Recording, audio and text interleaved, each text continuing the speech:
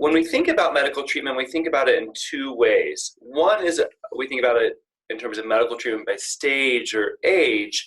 And then the second thing I'll talk about is we talk about it in terms of reversibility. So medical intervention for youth can be broken down into these stages. So the first one on the far left-hand side is prepubertal, which I put here as less than 8 on average.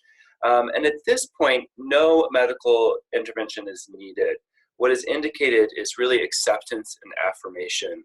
This really can include things such as choosing a name, haircut, and clothing style that affirms their gender identity. There are currently no medical interventions recommended prior to the onset of puberty.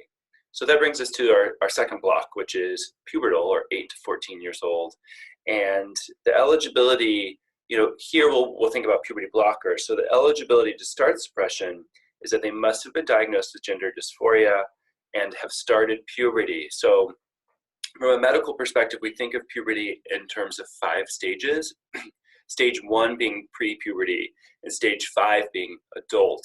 So the main action in adolescence from a pubertal development standpoint is in stage 2, 3, and 4.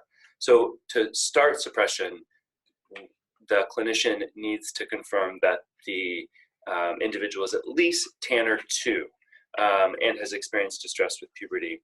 Puberty blockers delay further pubertal changes or secondary sex characteristics in order to buy more time for the family and child to explore gender identity and feelings. And additionally, this delaying of development of the secondary sex characteristics can prevent any need for future surgical intervention. Post-pubertal, and I have the age greater than 14 here, but it can really vary around 14. This refers to cross-sex hormones. So this is when we think through starting testosterone in a trans male, estrogen in a trans female, and gender-affirming surgeries.